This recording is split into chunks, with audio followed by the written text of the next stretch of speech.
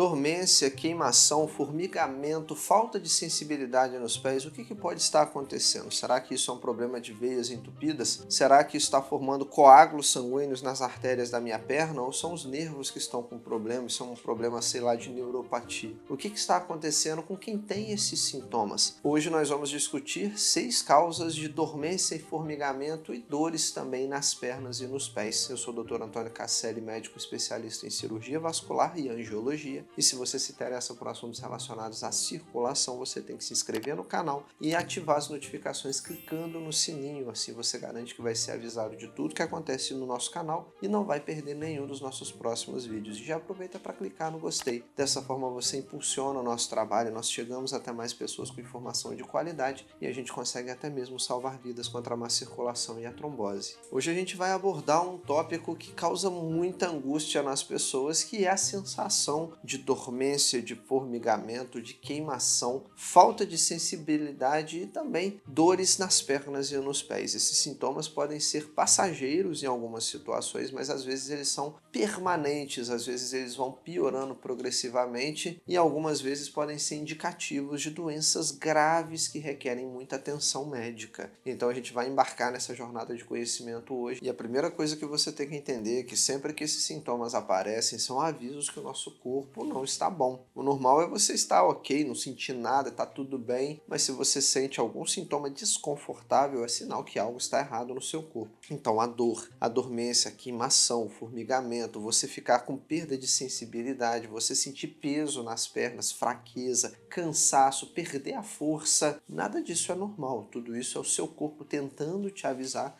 que algo não está bem. E é bem verdade que as partes da sua perna, como por exemplo os nervos, as artérias, as veias, os músculos, eles estão todos interligados e algumas vezes não é tão fácil assim fazer um diagnóstico. Por exemplo, se falta sangue nas suas pernas, os seus nervos eles vão sofrer. Eles vão sofrer por falta de oxigênio, de nutrientes e talvez pode desencadear uma dormência, um formigamento. Se você tem, por exemplo, falta de circulação, quando você for andar e precisar que o músculo se movimente, ele vai sofrer por falta de oxigênio, de nutrientes. E é claro, pessoal, que a circulação é uma das principais causas, mas não a única.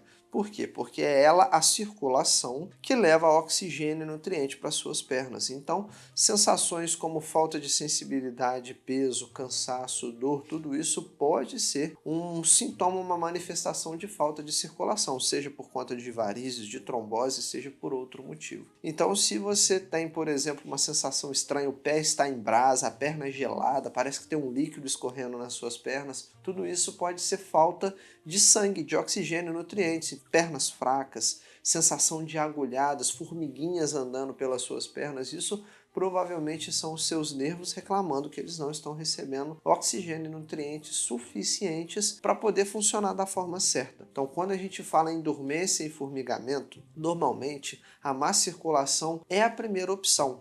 E o primeiro componente da perna que sofre são os nervos, porque eles são os mais sensíveis à falta de oxigênio e nutrientes. Então, quando o fluxo sanguíneo fica comprometido, ocorre a falta desses substratos, dessas substâncias essenciais. Os nossos nervos é o primeiro que reclama e esses sinais são os mais frequentes. Só que não é a falta de circulação a única causa. A gente vai ver algumas outras, mas para finalizar o tema circulação, geralmente a gente vai fazer o diagnóstico através de um ultrassom com Doppler. O ultrassom com Doppler é aquele que vai identificar se o sangue está fluindo bem nas nossas pernas. Então, por exemplo, se a gente tem uma falta de circulação nas veias, existem remédios de veias, como os flebotônicos. Se a gente tem problemas nas artérias, existem remédios, por exemplo, para as artérias, como os antiagregantes e os vasodilatadores. Mas com frequência eu vejo pessoas que falam assim: Antônio, meu exame de circulação não deu nada, eu continuo com esses sintomas na perna e ninguém descobre o que eu tenho. Então, além da circulação, que é uma das causas, a gente vai falar aqui outras 5 causas que podem causar sintomas semelhantes e que não estão relacionadas à circulação. Então, se você já ouviu falar da síndrome do túnel do carpo na mão, mão, que é, por exemplo, uma compressão dos nervos que vão para nossas mãos. Existem também a síndrome do túnel do tarso, que é quando o nervo tibial posterior ele é comprimido à medida que ele passa pelo túnel tarsal no pé. Esse diagnóstico, por exemplo, ele é muito interessante porque muitas pessoas esquecem dessa doença e exige um olhar clínico aguçado do seu médico. Então, além da circulação, a quinta causa de dor, dormência, peso, queimação nas pernas é a síndrome de túnel do tarso. É uma condição que pode levar, por exemplo, a danos nervosos permanentes e os sintomas principais são dormência, formigamento e nos pés e nas pernas. E isso pode se tornar duradouro se a gente não intervir antes do nervo ter uma lesão permanente. A terceira causa, que a gente também esquece com frequência, é o excesso de glicose no sangue, que você pode identificar num simples exame de sangue, num hemograma, pedindo glicemia de jejum ou até mesmo a hemoglobina glicada. Tem muitos pacientes diabéticos que nem sabem que são e é um vilão silencioso. A diabetes vai deteriorando a integridade dos nervos da nossa perna e causa a neuropatia diabética, que é uma condição séria que, se não for controlada, pode evoluir para casos de dor crônica, de úlceras e até mesmo de amputações. Então, uma causa frequente que nós esquecemos de dor, de dormência nas pernas é a neuropatia diabética. O tratamento ele é multifacetado, começa por reduzir o açúcar no sangue, controlar a glicemia de forma rigorosa com medicamentos específicos para isso, como insulina, metformina, glibenclamida, e geralmente esse diagnóstico não é com ultrassom com Doppler, vai ser através de um exame chamado eletroneuromiografia para saber como estão os nervos. É claro que existem testes clínicos, como o teste do monofilamento que é feito no consultório, mas um exame muito frequente é a eletroneuromiografia, e sem o controle do açúcar no sangue vai ser muito difícil resolver a neuropatia diabética. Outra causa muito frequente é a compressão dos nervos, por exemplo, por um problema físico na coluna, como hérnias de disco, como por exemplo a dor ciática. Então, se você fica com posturas inadequadas, se você já teve algum trauma na coluna, alguma cirurgia ou um crescimento anormal dos seus tecidos do corpo, isso pode levar à compressão de raízes nervosas na coluna, e como esses nervos inervam as pernas, a sensação não vai ser sentida aqui nas costas, vai ser sentida lá embaixo nas pernas e nos pés. E é muito interessante a gente lembrar que mudanças simples, como corrigir a sua postura e atividades fisioterápicas, podem ter um impacto muito importante nesse problema, às vezes até mesmo poupando uma intervenção cirúrgica desnecessária. Existem muitas situações, como hérnias de disco, estenose de canal medular, que às vezes a gente esquece de pesquisar achando que é um problema de má circulação, e realmente o problema às vezes não tem nada a ver com as artérias e nem com as veias.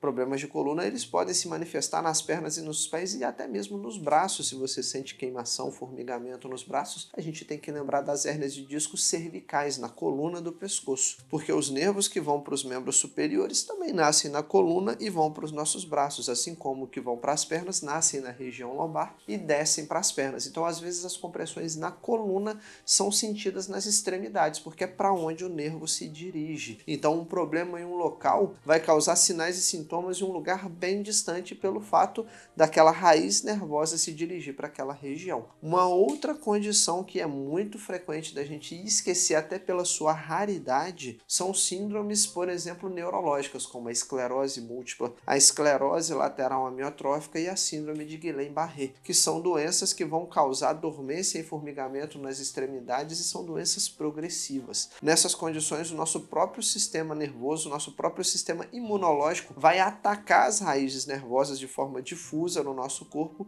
e um dos principais locais onde as doenças começam a se manifestar são nos membros inferiores. E os tratamentos, pessoal, vai depender de qual doença, e muitas vezes é a modulação do nosso sistema imune para impedir que ele ataque de forma errada os nossos nervos, causando essas sensações. Então, às vezes, imunossupressores ou corticoides são usados, mas eu queria te chamar a atenção para uma coisa muito frequente, principalmente no Brasil, que são as carências nutricionais. A falta de certas vitaminas e minerais, como a vitamina B12, a vitamina B9, que é o ácido fólico, e até mesmo o magnésio, pode levar a sintomas tão marcantes nas pernas, como dormência e formigamento. E uma simples reposição desses nutrientes, muitas vezes por suplementos orais, pela alimentação ou até mesmo algumas injeções, pode resolver o problema de forma eficaz. Mas Antônio, eu estou fazendo exame e ninguém descobre o que eu tenho, porque não existe um único exame, pessoal, de dor nas pernas. Não existe nenhum exame de dor, um exame que vê todas as causas. Às vezes é um exame de sangue que vai mostrar se a sua glicemia ou suas vitaminas estão baixas,